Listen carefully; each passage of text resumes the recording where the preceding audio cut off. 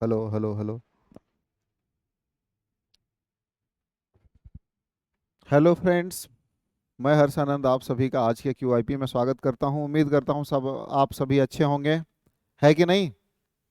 चलिए तो आज का सफ़र स्टार्ट किया जाए QIP number mock test number 1417 के साथ। ठीक है, बहुत ज़्यादा आपका समय नहीं लूंगा और बहुत कुछ सिखा करके जाऊंगा। ये प्रैक्टिस है। प्रैक्टिस कहने का मतलब होता है तरीका। अभ्यास कहने का मतलब जो नॉलेज है उसको इम्प्लीमेंट करिए, किस तरीके से, कितने तरीके से, फटाफट जल्दी जल्दी उसको इम्प्लीमेंट कर सकते हैं। ठीक है, तो फटाफट जुड़ जाइए, शेयर करिए, जरूर से जरूर, जितना हो सके उतना शेयर करिए, गर्दा उड़ा के शेयर करिए, स्टेटस में लगाइए, जैसे भी लगाइए। ठीक है ना, ताकि हमारा भी मोटिवेशन बना रहे। पहला क्वेश्चन है, एरर बताना है। Headmaster has instructed the teacher to follow the rules of the school. अब इसमें एरर सोच के बताइए क्या होगा, बताइए। इसमें क्या होगा कि हेडमास्टर, किसी खास हेडमास्टर की बात हो रही है तो द हेडमास्टर होगा। एक बात ऐसे भी होता है कि हम सिंगुलर काउंटेबल नाउन को बिना आर्टिकल के नहीं लिखते हैं। ठीक है, जैसे मनुष्य बिना कपड़े के नहीं रह सकता, वैसे ही कोई भी सिंगुलर काउंटेबल नाउन जनरली बिना आर्टिकल के नहीं रह सकता। तो ये हिसाब है एकदम। तो आंसर क्या हो जाएगा, ए। कोई दिक्कत नहीं, अगले क्वेश्चन पे आइए। नेक्स्ट क्वेश्चन क्या कहता है, the art of good eating का वन वर्ड सब्स्टिट्यूशन बताना है। बताइए, आर्ट ऑफ गुड ईटिंग को इंग्लिश में क्या बोलेंगे एक शब्द में। देखो, गवर्नमेंट मतलब होता है कला पारखी।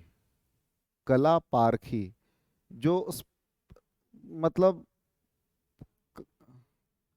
क्या उसको बोलते हैं, बहुत अच्छा खाने पीने का जो शौकीन है उस व्यक्ति को गवर्नमेंट बोलते हैं, बहुत अच्छा शौकीन। ठीक है, जो वेजिटेबल्स खाता है। एस्ट्रोनॉमी जो स्पेस में ट्रेवल करता है। गैस्ट्रोनॉमी जो भोजन अच्छा खाता है। तो ये थोड़ा अलग है, पारखी टाइप का बोलते हैं। इपिक्यूरियन भी इसको बोल सकते हैं। इसका आंसर यही होना चाहिए, गैस्ट्रोनॉमी। ठीक है,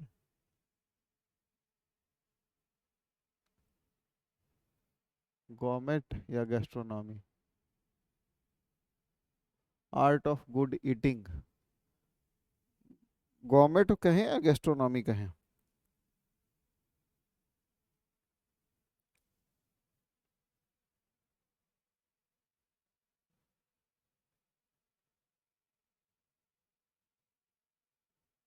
gastronomy meaning,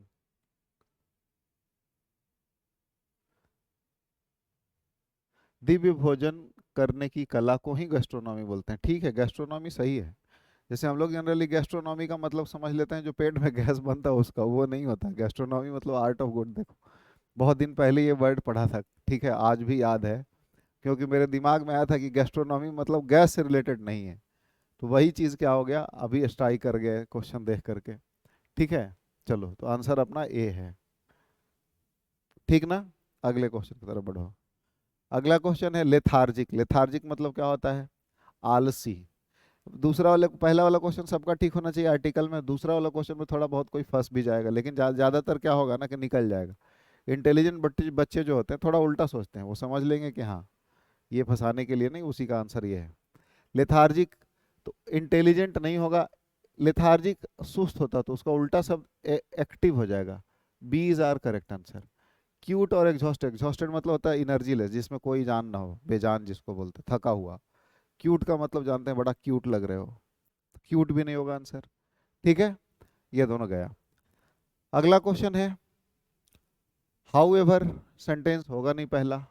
T was originated in China by its ruler Shennong. India also has the credit of being the world's largest, और ऑल्सो लग गया, इसका मतलब ये भी नहीं होगा। दिस इज बिकॉज ऑफ, ये भी नहीं होगा। पहला सेंटेंस बी से बनना है, एक ही है। Most consume T in the world is India, is Indian T.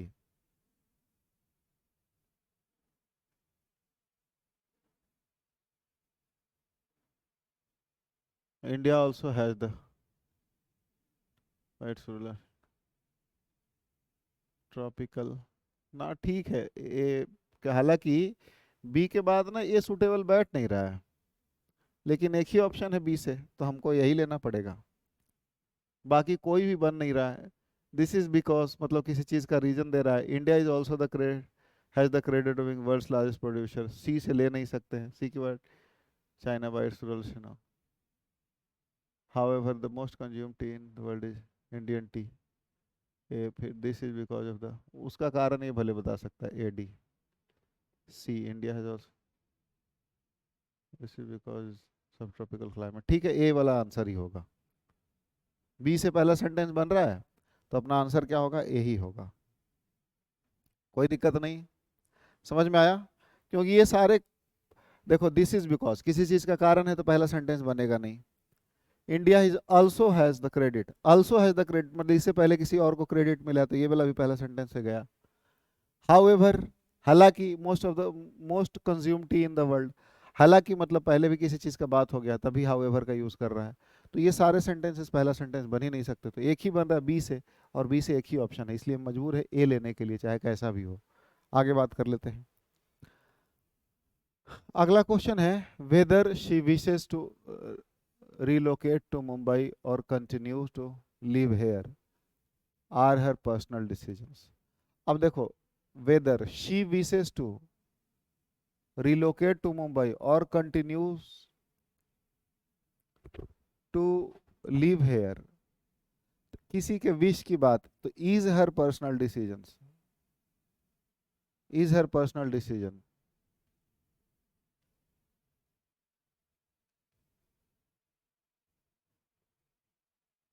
where present में ही है तो ए ही होगा, इज हर पर्सनल डिसीजन, क्योंकि सब्जेक्ट क्या है, वेदर उसके विश, शी विशेस टू रिलोकेट, तो रिलोकेट करने का जो बात है उसका वही सब्जेक्ट है, और से जुड़ता है तो वैसे भी एक सब्जेक्ट के हिसाब से होता है, तो इज हर पर्सनल डिसीजन हो जाएगा, ठीक है।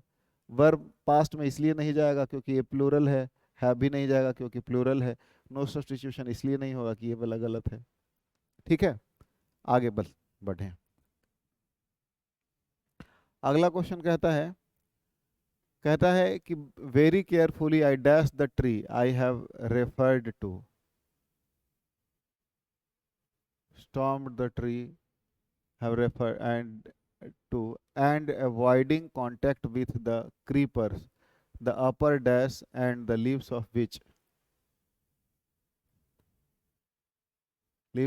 might have been visible from where the tiger was lying. I climbed to the fork where I had a comfortable seat and perfect dash। तो यहाँ पर परफेक्ट क्या हो जाएगा, विजिबिलिटी, पेड़ पर चढ़ के देखने की बात हो रही है तो visibly, perfect disclosure, revelation, perfect concealment तो होगा नहीं।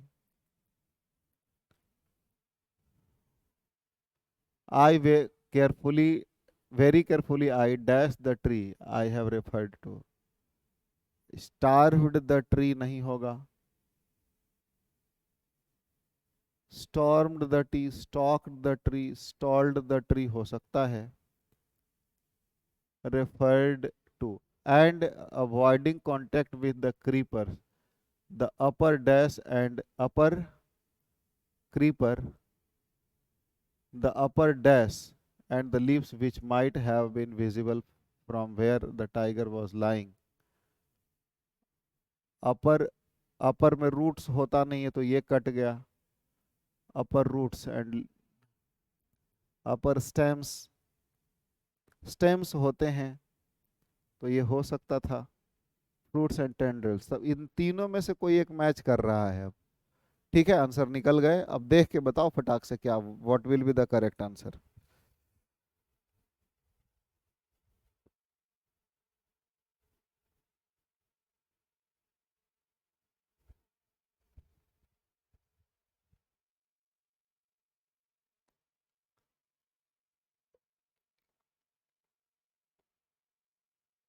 क्या हो जाएगा, अपर, देखो रूट्स होगा नहीं, फ्रूट्स होगा नहीं, स्टेम चाहे टेंड्रिल्स हो सकता है, तो स्टेम अगर लेंगे तो स्टार्व्ड आ रहा है तो स्टार्व्ड होगा नहीं, ठीक है ना, ऑप्शन से ही कट रहा है, तो अब देखो ये कट गया इसमें, ये कट गया इसमें, ये कट गया इसमें, तो अपने पास मजबूरी में एक ही आंसर बच रहा है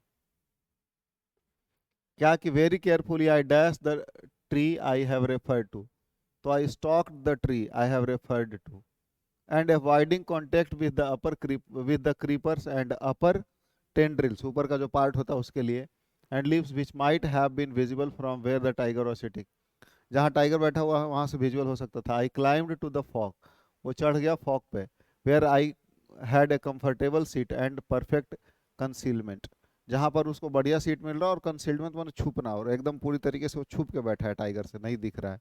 आगे भी रेफर किया है टाइगर से विजुअलिटी को बचाने के लिए, तो D is the correct answer.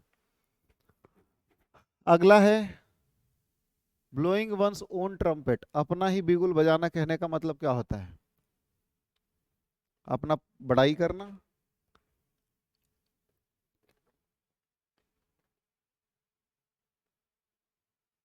पहले भी आया था, अपना तारीफ करना। प्लेइंग योर ओन ट्रम्पेट गलत है, मेकिंग टू मच नॉइज गलत है, प्रेजिंग योर ओन एबिलिटी सही है। तो आपका आंसर क्या हो जाएगा? सी, याद रखना। अगला है डेस्टिट्यूट, डेस्टिट्यूट का सिनोनिम, डेस्टिट्यूट मतलब क्या होता है? डेस्टिट्यूट मतलब तो ब्रोक, करप्ट, ब्रोकन, गरीब होता है डेस्टिट्यूट मतलब, is pauper and destitute.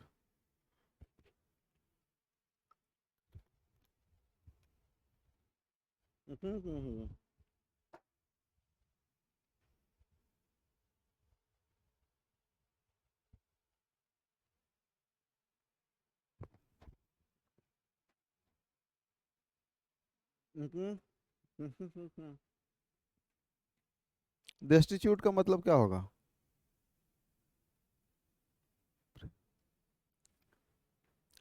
Destitute मतलब तो गरीब होता है, pauper, poor, poor and destitute, downtrodden जिसको टूटा हुआ बोलते हैं। तो करप्ट हो गया फर्म, ब्रोकन भले कह सकते हैं, मतलब बिल्कुल टूटा हुआ जो व्यक्ति है वो सी कह सकते हैं हम इसमें, ठीक है ना। डेस्टिट्यूट का मतलब क्या कहेंगे? बहुत गरीब व्यक्ति के लिए, जैसे हम अगर ऐसा ऑप्शन है तो इसमें हम क्या ले सकते हैं? ब्रोकन ले सकते हैं, बहुत टूटा हुआ व्यक्ति। थर्ड फॉर्म ऑफ वर्ब है, ब्रोक भी हालांकि दे रखा तो होगा, होना नहीं चाहिए, ठीक है। अगले क्वेश्चन पे आ जाओ। My request should be considered, तो प्लीज कंसिडर माई रिक्वेस्ट हो जाएगा, प्लीज कंसिडर माई रिक्वेस्ट। आपको पता है ये वाला सेंटेंस में क्या होता है? सेम, कुछ नहीं होता है, बस please consider my request should be considered, should say लगाते हैं प्लीज वाले sentence, please help me, please help him, he should be helped, ठीक है। अगला वर्ड है synonym of the underlined, condemned मतलब क्या होता है? मना कर देना होता है किसी चीज को। I condemned the his words, I condemned his this that idea, कोई आइडिया को बिल्कुल कंडेम कर देना। तो क्या होगा? The statement to condemn the deforestation, रोक देना। तो रोकना का क्या होता है? Poster, compel, sensor. परसुएड माने मनाना, सेंसर माने क्या होता है? क्या बैठ गया? अरे मेरे भाई, क्यों परेशान करने में लगे हो मक्खी भाई।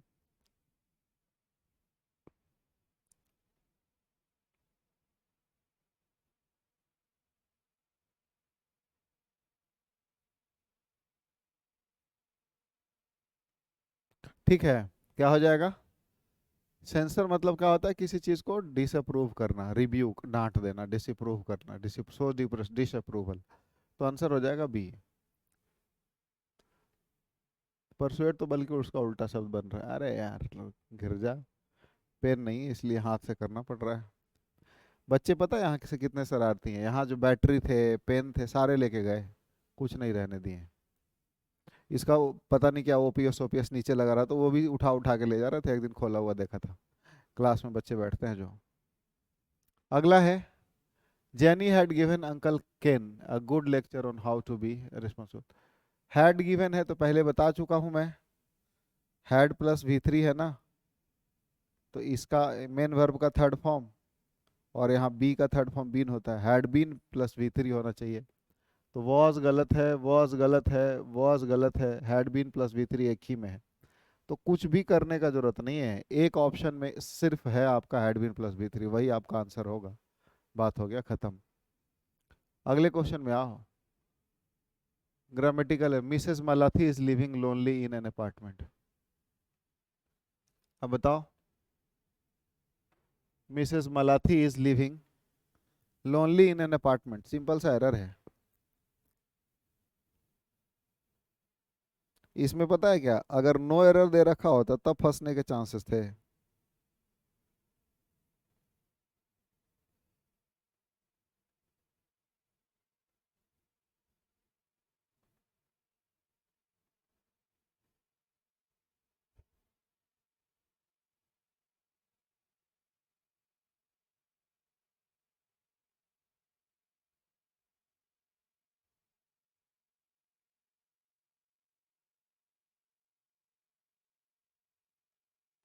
ठीक है, क्योंकि बाकी आपको कुछ बहुत ज्यादा दिमाग, बहुत सिंपल सा क्वेश्चन है, तो बहुत ज्यादा दिमाग इसमें फंसाने वाला है नहीं।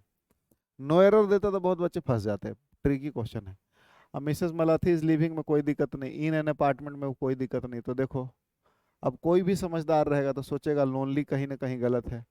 लिविंग अलोन हम लोग वैसे बोलते हैं, living alone in an apartment, ठीक है। तो लोनली बी वाला गलत है, तो आंसर बी कर दो, क्योंकि बाकी सब तो ठीक ही है। अगर नो एरर देता तो बहुत सारे बच्चे फंस जाते हैं। समझ में आया? Living alone, he is alone. अगला क्वेश्चन है, बस थोड़ा देर रहता है, 5-7 क्वेश्चन और हैं, 7 क्वेश्चन है।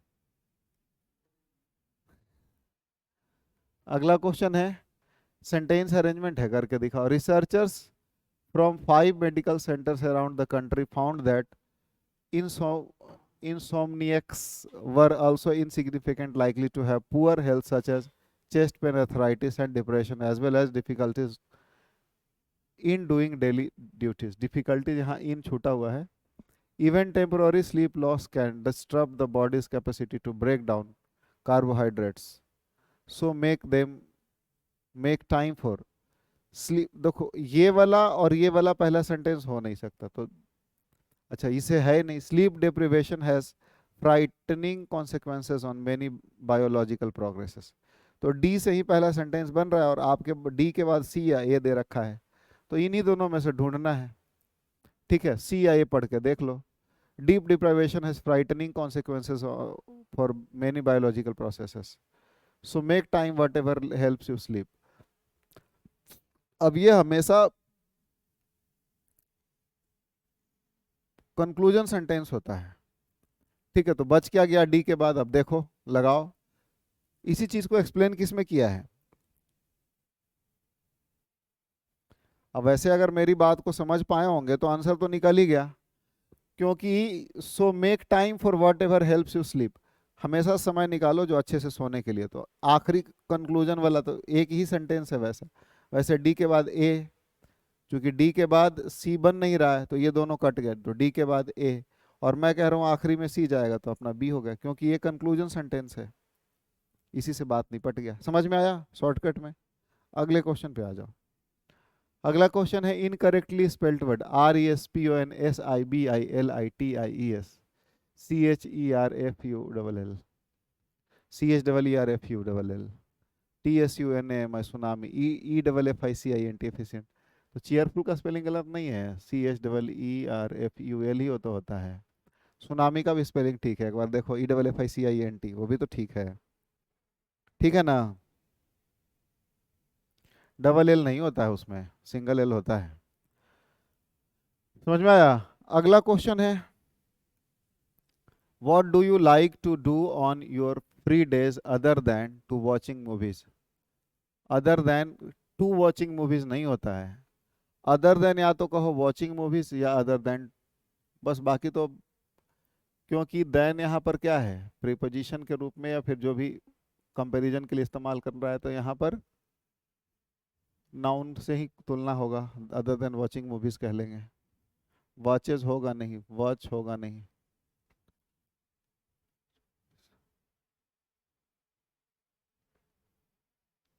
What do you like to do on free days other then.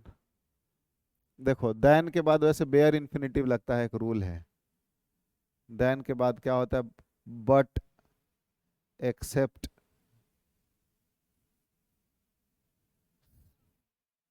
Then, और, एंड के बाद अगर कोई इन्फिनिटिव लगाए तो हम बेयर इन्फिनिटिव का यूज करते हैं। ये पढ़े हो। या अगर दो जिरंड का तुलना कर रहे हो तो जिरंड से यूज इस्तेमाल करेंगे। ठीक है, समझ में आ रहा है। तो बेसिकली हम क्या बोलते हैं, हम मूवीज वगैरह देखते हैं तो इसको प्लूरल फॉर्म में रखते हैं कि अदर देन वॉचिंग मूवीज। तो एक तो कि आप कंफ्यूज करोगे इस वाले में वॉच मूवीज, दूसरा कंफ्यूज करोगे वॉचिंग मूवीज में। तो चूंकि इधर कोई इन्फिनिटिव का बात है, जिरंड का बात है ही ये, what would you like to do on your free days other than watching movies, to गलत है ही वैसे।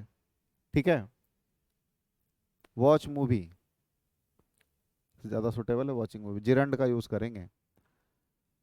One who believes in offering equal opportunities to women in all spheres, उसको क्या बोलते हैं, जो वीमेन को भी हर स्फेयर में इक्वल अपॉर्चुनिटी देने में विश्वास करते हैं, उसको क्या बोलते हैं सर बताइए। पुरुष स्त्री दोनों को जो इक्वल अपॉर्चुनिटी देने में विश्वास करते हैं, सोनू निगम वगैरह को क्या कहा जाता है, फेमिनिस्ट कहा जाता है ना।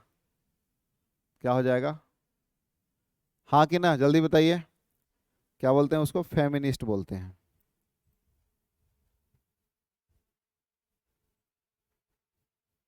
चौवनिस्ट का मतलब जानते हो क्या होता है, चौवनिस्ट मतलब होता है जो जेंडर एक को सुपीरियर मानता है।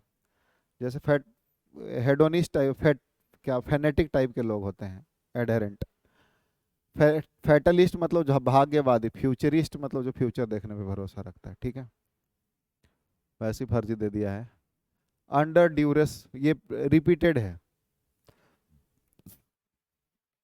पहले भी ये करवा चुके हैं। अंडर ड्यूरेस का बताओ जल्दी से, what will be the correct answer of under duress.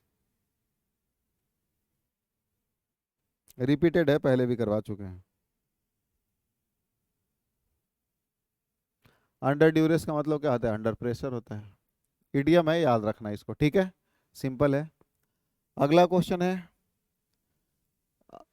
Amrit felt a chill run down his spine as Mrityu gazed at him mid conversation. Gazed का मतलब क्या होता है, गेज्ड मतलब होता है किसी को ग्लैंस, ग्लैंस, गेज मतलब किसी को निहारना, टकटकी लगा के देखना। तो एंटोनिम बताना है, स्टेयर्ड, ग्लैंस्ड। स्टेयर्ड माने तो घूरना ही होता है, शाउटेड चिल्लाना। ग्लैंस मतलब क्या होता है देखो, अरे मेरे भाई क्यों मक्खी मर लगे हुए हो। ग्लैंस मतलब एक झलक पाना होता है किसी का। और गेज या स्टेयर माने घूरना, टकटकी लगा के देखना जिसको बोलते हैं। तो उसका उल्टा नहीं हो जाएगा, एक झलक पाना, कहाँ टकटकी लगा के देखना। तो glanced is the correct answer, B हो गया। ठीक है, अगला क्वेश्चन है, इनकरेक्टली स्पेल्ड वर्ड। इनकरेक्टली तो दिख ही रहा है, मिसलेनियस ठीक है, राइनोसोरस भी ठीक है, एक्वेंस्टेंस भी ठीक है। ब्यूरोक्रेसी का स्पेलिंग BUREAU CRACY होता है, तो गलत है, BUE है। ठीक है, और आखिरी क्वेश्चन है, he was called dash to prove the correctness of the press reports. बुलावा भेजना का क्या होता है, he was called upon, C होगा, ही वॉज कॉल्ड अपॉन मतलब बुलावा भेजना किसी को। ठीक है, तो बस इतना ही आज के लिए। पैसेज है, पैसेज पढ़ लेना, इसके आंसर्स बता देता हूँ एक बार, देखो इसको कर लेना। 46 का जियो ये was eager to buy tickets because he. Simple है, मैं इसको आंसर देख लेता हूँ एक बार फिर बता देता हूँ। Wanted to feel like a grown up, क्योंकि वो बड़ा दिखना चाहता था, तो इसका आंसर बी दे रखा है। ठीक है, अगला है 47, which of the following is not true. 47 का आंसर डी दे रखा है। ठीक है, कर लेना। नेक्स्ट है जियो ई सिंक्स 48, 48 का आंसर क्या दे रखा है, ए। ए दे रखा है, अब इसको भी कर लेना। नेक्स्ट है why does Tao Yang buy 2 tickets. Tao Yang 2 tickets क्यों खरीदता है? क्योंकि to make her son happy, B इसका आंसर है। और नेक्स्ट है for the child ticket was a symbol of self esteem. ठीक है, ticket was a symbol of self esteem. ठीक है ना, तो इसका आंसर ये दे रखा है। आज के लिए बस इतना ही, मिलते हैं फिर अगले क्लास में। सभी को नारायण नारायण, जय हिंद।